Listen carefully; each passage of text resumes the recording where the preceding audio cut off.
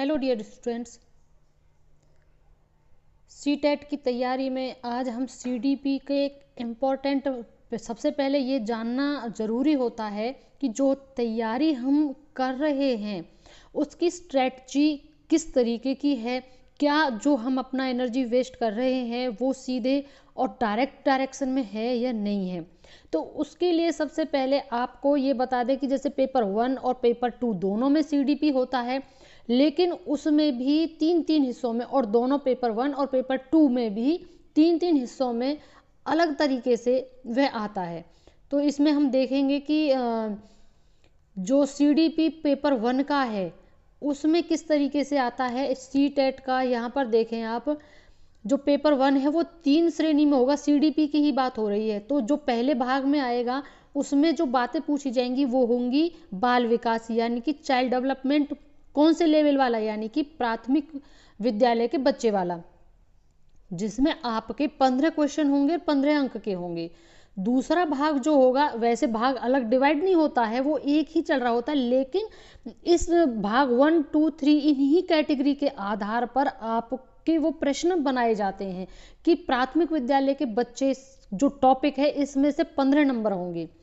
और जो भाग 2 होगा वो सीटेट बाल विकास एवं शिक्षा शास्त्र समावेशी शिक्षा की अवधारणा और विशेष आवश्यकता वाले बच्चों को समझना, ये चीजें होंगी। यही इससे रिलेटेड ही क्वेश्चंस उसमें पूछे जाएंगे, वह 5 अंक का होगा। और अगला है सीटेट बाल विकास शिक्षा शास्त्र से होगा सीखना और शिक्षा शास्त्र शैक्षणिक सामग्री, जो कि 5 अंक का होगा। अब देखो इसमें जो क्वेश्चंस हैं यहाँ पर इस तरीके से हैं। पेपर 1 की बात हो रही है, जो कि हमने अभी आपको बताया कि 3 भागों में होगा। 3 भाग का पहला भाग है बाल विकास वाला, जो कि प्राथमिक विद्यालय का बच्चा था। उसमें किससे रिलेटेड क्वेश्चन पूछे जाएंगे, तो आपको ना इन्हीं टॉपिक से रिलेटेड तैयारी करनी है। आप बस पढ़ते रहते हैं, पेडागोजी पढ़ रहे हैं, चाइल्ड डेवलपमेंट पढ़ रहे हैं, भाई इतना बहुत मतलब इतना बड़ा स्केल पर होता है कि आपकी एनर्जी ही वेस्ट होती रहेगी। अब जरूरी है कि आप बिल्कुल एक निर्धारित क्राइटेरिया के अंदर ही अपनी तैयारी करें, जो कि एग्जाम में जिन पॉइंट्स के आधार पर क्वेश्चंस पुट अप किए जाएंगे। जैसे कि पहला पॉइंट है विकास की अवधारणा और उसका संबंध। इस टॉपिक को सर्च करिए, इससे रिलेटेड नोट्स तैयार कीजिए और इन्हीं पर फोकस करना है। दूसरा क्या होगा, बच्चे के विकास के सिद्धांत क्या है, इस वाले टॉपिक को, क्योंकि यहाँ पर जो भाग 1 है उससे रिलेटेड क्वेश्चंस इस टॉपिक के अकॉर्डिंग पूछे जाएंगे। आनुवंशिकता और पर्यावरण का प्रभाव, सामाजिकरण और प्याजे, कोलबर्ग, वायोगत्स्की, बाल केंद्रित प्रगतिशील शिक्षा की अवधारणा, बुद्धि की संरचना यहाँ पर, और बहुआयामी बुद्धि, भाषा, विचार, सामाजिक संरचना के रूप में लिंग, लिंग भूमिकाएं, लिंग पूर्वाग्रह और शैक्षिक अभ्यास। इस तरीके के क्वेश्चन अभी उसी में चले हुए हैं, ये जो प्राथमिक विद्यालय का बच्चा है उसमें। और शिक्षार्थी के बीच व्यक्तिगत अंतर, भाषा का, जाति, लिंग, समुदाय, धर्म आदि की विविधता, और सीखने के लिए मूल्यांकन और सीखने के मूल्यांकन के बीच अंतर, और स्कूल आधारित मूल्यांकन, सतत एवं व्यापक मूल्यांकन, शिक्षार्थी की तत्परता के स्तर का आकलन करने तथा कक्षा में सीखने और आलोचनात्मक सोच को बढ़ाने और शिक्षार्थी की उपलब्धि का मूल्यांकन करने के लिए उपयुक्त प्रश्न तैयार करना। अब ये तो हो गया भाग जो कि प्राथमिक विद्यालय के बच्चे वाला था, उससे रिलेटेड ये क्वेश्चन होंगे। अब भाग 2 शुरू होता है, जो कि सीटेट बाल विकास और शिक्षा शास्त्र समावेशी शिक्षा की अवधारणा और विशेष आवश्यकता वाले बच्चों को समझना। ये तो हमारा एक हेडिंग, एक टॉपिक हो गया, जिसका अब हम इसमें जो पॉइंट बनेंगे जिससे रिलेटेड हमें तैयारी करनी, वो ये सब ही हैं। तो इन्हीं के दायरे में रहकर आपको तैयारी करनी है, जिसमें आपकी एनर्जी कम वेस्ट होगी, सटीक जानकारी होगी, और आप एक स्ट्रेटजी के तहत विद इन जो टाइम पीरियड, अब आपका ज़्यादा टाइम तो है नहीं, तो आप अच्छे से उसको कर पाएंगे। मैंने कई बार देखा, मैं इस चीज़ को बहुत टाइम से नोटिस कर रही थी कि सीडीपी के नाम पर बच्चे बस कुछ भी पढ़ रहे होते हैं, उनको ये ही नहीं है कि उसके अंदर आने वाला क्या है। भाई इनका तो बहुत आगे तक का है, इसका चलो छोड़ो, से अब मेन पॉइंट कर लेते हैं। ये है कि वंचित बच्चे वाला है यहाँ पर, और दूसरा है वंचित संहिता विभिन्न पृष्ठभूमियों से आए विद्यार्थियों को संबोधित करना। दूसरे में है सीखने संबंधी जटिलताओं, दुर्बलताओं आदि से ग्रस्त बच्चों की आवश्यकताओं को संबोधित करना।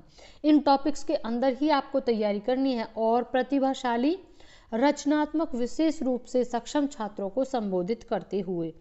और सीटेट बाल विकास और शिक्षा शास्त्र सीखना और शिक्षा शास्त्र शैक्षणिक सामग्री ज्ञान, ये तीसरा वाला भाग है जिसके अंदर पहला पॉइंट है कि बच्चे किस प्रकार चिंतन करते हैं, सीखते हैं तथा क्या और कैसे बच्चे स्कूल में सफलता प्राप्त करने में असफल हो जाते हैं। इस पॉइंट के अंदर ही आपको सारे जितने प्रश्न हैं उनकी तैयारी करनी है। अगला पॉइंट है कि शिक्षण और सीखने की बुनियादी प्रक्रियाओं के साथ बच्चों की सीखने की रणनीतियां, सामाजिक गतिविधि के रूप में सीखना और सीखने का सामाजिक संदर्भ। अगला पॉइंट है समस्या समाधानकर्ता और वैज्ञानिक अन्वेषक के रूप में बालक। इसके रूप में ही तुम्हें कितने बहुत क्वेश्चन बनेंगे और एक पूरा ही टॉपिक भी इनके अंदर बनता है, जिसको एक पूरे टॉपिक को आपको इससे रिलेटेड टॉपिक को समझना है, चाहे फिर उसमें कितने भी क्वेश्चन आ जाएं, आप एबल होते हैं उसके आंसर देने में। अगला पॉइंट है कि बच्चों में सीखने की वैकल्पिक अवधारणा, शिक्षा प्रक्रिया में बच्चों की त्रुटियों को महत्वपूर्ण कदम के रूप में समझना, अनुभूति एवं भावनाएं, प्रेरणा और सीखना, सीखने में योगदान देने वाले कारक जैसे कि व्यक्तिगत और पर्यावरणीय, इन सभी से रिलेटेड ही तैयारी आप सभी को करनी है। जिसमें अब हम बात करें पेपर जो 2 होगा उसका जो CDP होगा, पॉइंट वही है, लेकिन उसी में देखो जो कि भाग यहाँ पर देखिए आप, भाग 1 है जो वो होगा बाल विकास, जो कि कक्षा 5 से 8 पर आधारित प्रश्न उसमें होंगे। यहाँ पर मुख्य बात अंतर देने का है। स्टूडेंट्स मोस्टली गलती जो करते हैं ना वो यहीं पर करते हैं कि अब यहाँ पर देखिए बाल विकास टॉपिक वहाँ पर भी था, चाइल्ड डेवलपमेंट यहाँ पर भी है, लेकिन यहाँ पर स्तर बदल रहा है। वहाँ पर प्राइमरी लेवल और बच्चे की जो स्टार्टिंग वाली स्टेज होती है वो है, और यहाँ पर उससे आगे का लेवल है। इसके भी प्रश्न और जो टॉपिक हैं, सब टॉपिक हैं, सब टाइटल हैं, वो सभी डिटेल में बताएंगे। इससे रिलेटेड आपके 15 प्रश्न पूछे जाएंगे। और दूसरा है समावेशी शिक्षा की अवधारणा और विशेष आवश्यकता वाले बच्चों को समझना पर आधारित, इसमें से 5 नंबर आएंगे और 5 अंक का। और भाग 3 में है अधिगम एवं शिक्षण शास्त्र से होगा।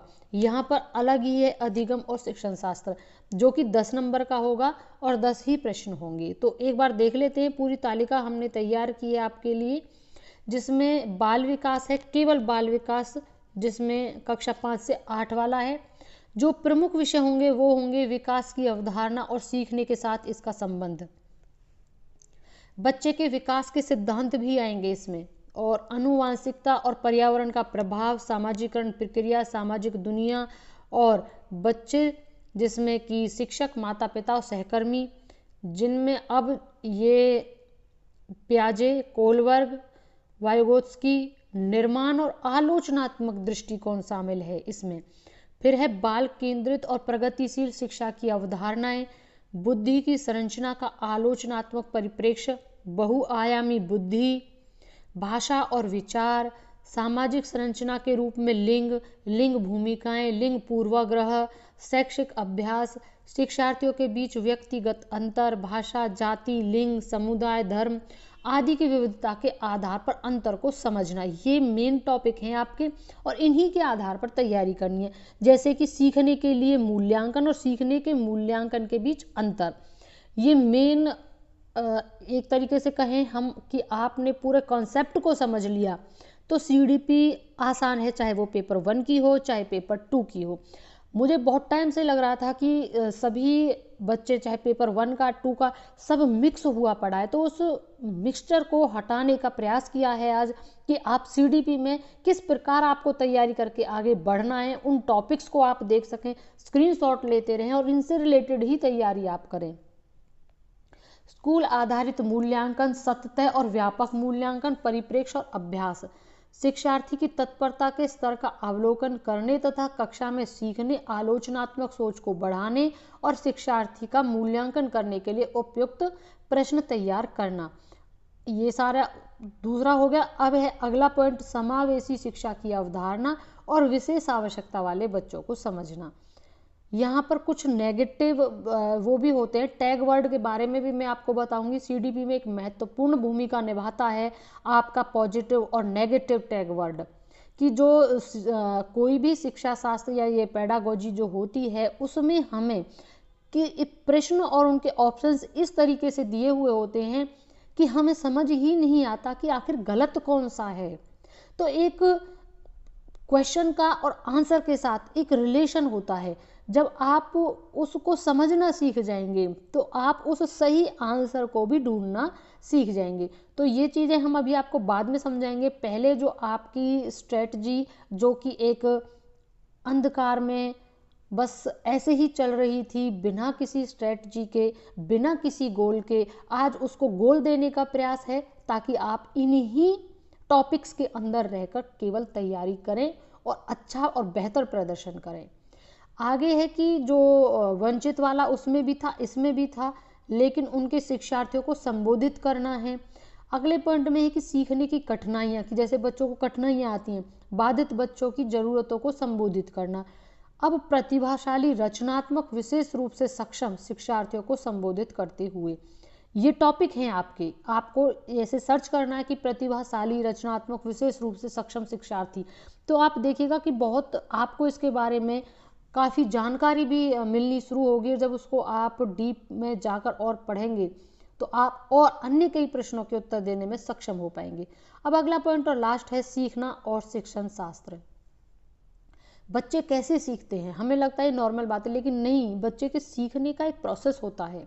तो ये पॉइंट है, बच्चे कैसे सीखते हैं और क्यों और कैसे बच्चे स्कूल में सफलता प्राप्त करने में असफल हो जाते हैं। शिक्षण और सीखने की बुनियादी प्रक्रियाओं के साथ साथ बच्चों के सीखने की रणनीति, सामाजिक गतिविधियों के रूप में सीखना और सीखने का सामाजिक संदर्भ, इसके तहत आपको तैयारी करनी है। नेक्स्ट पॉइंट है समस्या समाधानकर्ता, वैज्ञानिक अन्वेषक के रूप में बालक, इसमें आपको तैयारी करनी है। आप चाहे तो इसे गूगल पर भी डालकर इन टॉपिक्स को सर्च करके देखिएगा, आपको बहुत जानकारी, सटीक जानकारी मिलेगी और आपको लगेगा कि हाँ, कि अब उस सबसे हटकर आज आपको कुछ अलग जानकारी देने का प्रयास किया गया है। और आई एम श्योर आप इस चीज़ के लिए कटिबद्ध भी होंगे कि ये सही और सटीक जानकारी थी। बच्चों में सीखने की वैकल्पिक अवधारणा और शिक्षा प्रक्रिया में बच्चों की त्रुटियों को महत्वपूर्ण कदम के रूप में समझना। और अगला पॉइंट अनुभूति एवं भावनाएं, ये भी इसके दायरे को रहकर आपको तैयारी करनी है। प्रेरणा और सीखना, ये दोनों ही चीज़ें हैं और बीएड में भी आप सभी ने इनको पढ़ा भी होगा। तो इस प्रकार से यहाँ पर अब आप देखेंगे कि ये इनमें जो और टॉपिक है जैसे कि वृद्धि एवं विकास प्रभावकारी कारक, संज्ञानात्मक सिद्धांत, हम इनका एक शॉर्ट में, छोटे छोटे में भी आपको समझाने का प्रयास करेंगे कि एक आपका थॉट बन सके, एक आपका कंसेप्ट इसमें क्लियर हो सके कि जैसे कि वृद्धि विकास प्रभावकारी कारक कौन है, संज्ञानात्मक सिद्धांत जो थे पियाजे, कोलबर्ग और वाइगोत्स्की ने दिए थे। इनमें मतलब इन्होंने जो जो क्या क्या कहा संज्ञानात्मक सिद्धांत में, तीनों ने बुद्धि और उसके सिद्धांत जैसे कि आईक्यू, जेपीडी, अन्य बुद्धि सिद्धांत जिसने भी दिए थे और उनके परीक्षण, इनको हमने बीएड में भी पढ़ा है। और भाषा सिद्धांत, भाषा अधिग्रहण, चुनौतियाँ, भाषा को जब हम अधिग्रहण करते हैं तो कौन कौन सी चुनौतियाँ आती हैं, उनका समाधान कैसे किया जाता है, ये सब इसमें आएंगे।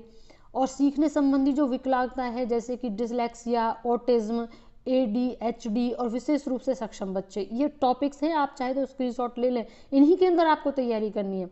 और नेक्स्ट छठा पॉइंट है कि सीखने के सिद्धांत हैं जैसे कि सीखने के नियम, सिद्धांत, व्यवहारिक सिद्धांत, किसने दिए, कितने सिद्धांत दिए, ये सब इनके अंदर आएंगे। और शिक्षण विधियाँ, प्रेरणा आएगा जो कि मास्लो पदनाव क्रम है, सुदृढ़ीकरण है और दंड है। आठवां है अनुभूति और भावनाएं जो कि फ्राइड का व्यक्तित्व सिद्धांत है, इनके अंदर तैयारी करिएगा आप। ये जो जैसे कि फ्राइड है और जिन्होंने इतने सिद्धांत दिए थे, ये कितने ही हैं, लेकिन अब सबको थोड़ी नहीं पढ़ेंगे आप। अगर हर एक पर्सनैलिटी को आप पढ़ने लगे, तैयार करने लगे, तो उतना कहाँ से आप हैं, तो मानव ही, इतना थोड़ी नहीं कि आपका ब्रेन सबको ही लेता जाएगा। तो इसलिए एक लिमिटेड पहले से ही सीटेट की इसमें निर्धारित किया हुआ है। कुछ बच्चे जानते होंगे लेकिन मुझे लगा कि नहीं जानते हैं बहुत सारे बच्चे, क्योंकि वो बस तैयारी कर रहे थे, इसलिए इसको बताया है। और अगला पॉइंट है आनुवांशिकता और पर्यावरण सीखने को प्रभावित करने वाले कारक, लिंग संबंधी मुद्दे, आवेदन आधारित प्रश्न और समावेशी शिक्षा, सरकारी मानदंड, परिभाषा और विशेषताएं। और अगला मूल्यांकन, स्कूली आधारित मूल्यांकन, रचनात्मक योगात्मक मूल्यांकन CCE, जिसको हम बोलते हैं प्रश्नों के प्रकार। NCF 2005 जो में आया था, RTA जो 2009 में आया, सरकारी मानदंड और शिक्षा पर उनका क्या प्रभाव रहा, इसकी भी जानकारी आपको होनी चाहिए अलग से अच्छी तरीके से। NCF 2005 पढ़िएगा, RT 2009 क्या कहता है उसे भी पढ़िएगा। फिर सिद्धांत पे आते, वही हम कह रहे थे जो प्रवर्तक होते, इतने प्रवर्तक है कहाँ तक पढ़ोगे उनको, तो जो इसमें दिए हुए हैं आप उन्हीं को पढ़िए। जैसे कि यहाँ पर सिद्धांत के प्रवर्तक दिए हुए हैं वाइगोत्स्की और कोलबर्ग, और अन्य दिए हुए हैं, उन अन्य में भी आप जो इनसे रिलेटेड थे मेन इन्हीं के दायरे में आते हैं, उनको उनका भी डिटेल में हम आपको थोड़ा थोड़ा बताएंगे। और विभिन्न मनोवैज्ञानिक जो हुए जैसे कि शाइनर, गेस्टाल्ट, कोलबर्ग आदि द्वारा कथन एवं परिभाषाएं, जिसमें बुद्धि, व्यक्तित्व, व्यवहारवाद ये सब आते हैं।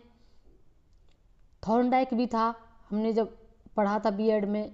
अब यहाँ पर ये वाइगोत्स्की का दिया हुआ है, हम कह रहे थे कि हम आपको एक एक को अलग अलग से बताएंगे। जैसे कि अब सीखने का सामाजिक सांस्कृतिक सिद्धांत दिया, तो इसमें क्या है इसको आप मेन इसको समझ लीजिए। जब आपने इसको समझ लिया ना, तो इससे रिलेटेड क्वेश्चन कितने भी हों आप उनको आसानी से हल कर पाएंगे। तो अब मैं नेक्स्ट, अभी मेरा जो मेन टारगेट था कि आपके अंदर जो CDP को लेकर पूरे आप तैयारी करते रहते हैं, एक पर्टिकुलर आपका स्ट्रेटजी नहीं है, उसको तैयार करने का आज प्रयास था। मुझे उम्मीद है आप समझ गए होंगे कि आपको किन के अंदर किन ही पॉइंट्स के दायरे में रहकर आपको अपना गोल अचीव करना है। तो उसके बाद आपको क्वेश्चन ना कराकर एक थ्योरेटिकल, जिस तरीके से ये यहाँ पर हमने वाइगोत्स्की का लिया हुआ है, इसी तरीके से सभी को 1 by 1 आज ही शाम तक इसका पूरा हम आपको निचोड़ दे देंगे, और जिसमें आप सभी मनोवैज्ञानिकों को और इनके प्रवर्तकों को अच्छे तरीके से समझ पाएंगे। तो मुझे उम्मीद है कि CDP जो पेपर 1 और 2 दोनों में पॉइंट वाइज है वही है, लेकिन उनके अंदर जो और पॉइंट हैं वो अलग हैं। उनकी आपको तैयारी कैसे करनी है, कौन कौन से पॉइंट के अंदर ही रहकर आपको करनी है, क्योंकि पेडागोजी का तो कोई सीमित दरिया है नहीं, असीमित है। तो आप उसमें कब तक डुबकी लगाएंगे और कब तक वहाँ से मोती लाकर प्रयास करते रहेंगे। तो जरूरी है कि आप सीधे इस तरीके की स्ट्रेटजी बनाएं और सीधे जाएं और मोती बाहर निकाल कर लाएं। इसी उम्मीद के साथ नेक्स्ट वीडियो के लिए इंतजार में रहिएगा। Thank you and thanks for watching.